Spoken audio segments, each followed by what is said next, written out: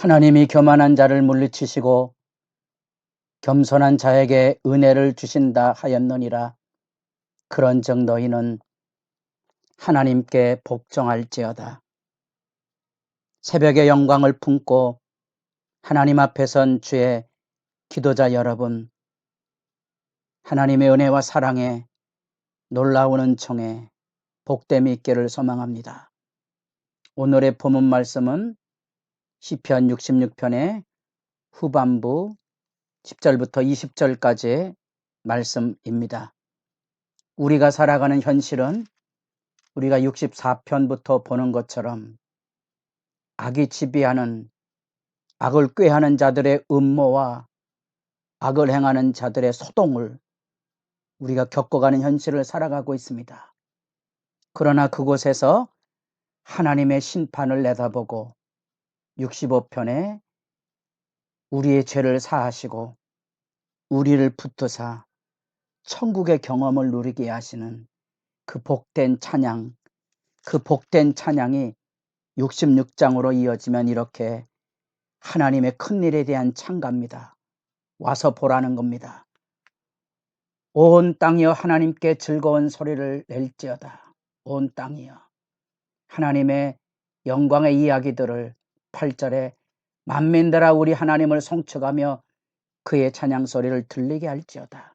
이 배경 안에 하나님이 우리에게 베풀어 주신 하나님의 큰일, 그 구원 역사의 장엄함과 권위가 증거되고 있습니다.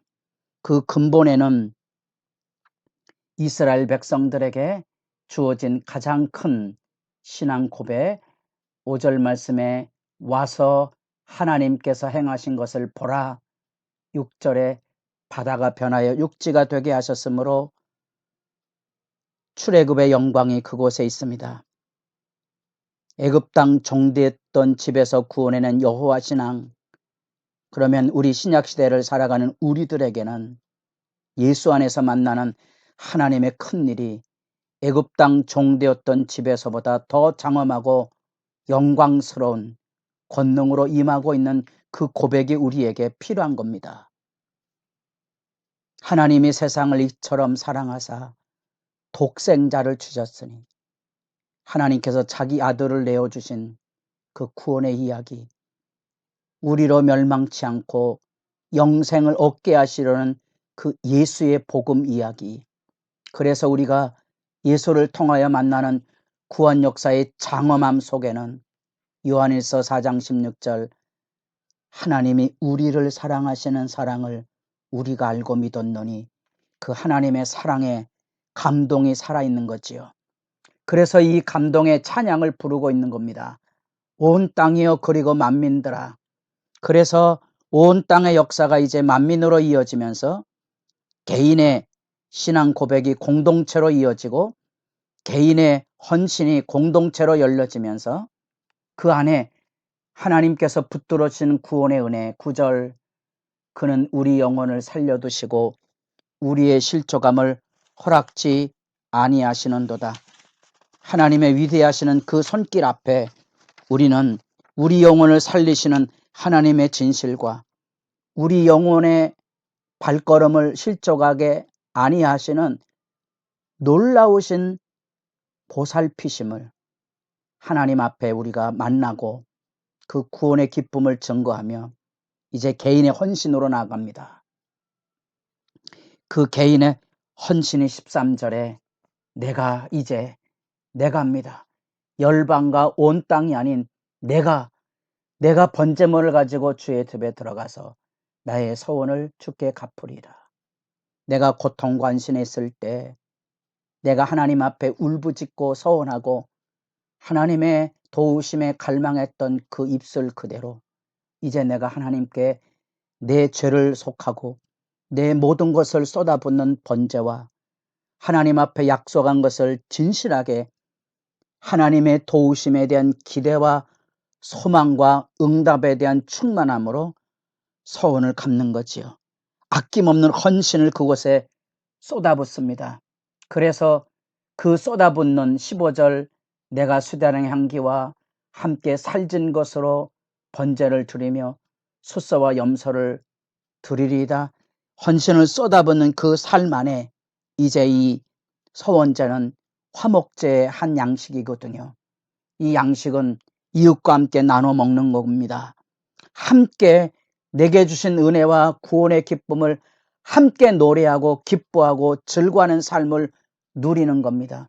이 구원의 기쁨을 이제는 온 땅을 향하여 열어가는 아름다운 영광이 그곳에 담겨져 있습니다. 그리고 16절부터 20절까지가 순전한 신앙 고백의 모습이 담겨져 있는데, 그것은 하나님의 선하심의 영광을 그대로 증거하고 표현하는 모습이 있습니다. 하나님과의 만남의 아름다움이 그곳에 들려져 있는데, 첫째는 하나님을 두려워하는 모든 사람들아, 우리 신앙의 위대함은 바로 하나님의 위대하심이 무엇인지를 고백하는 겁니다. 16절 하나님을 두려워하는 너희들아 다 와서 들으라.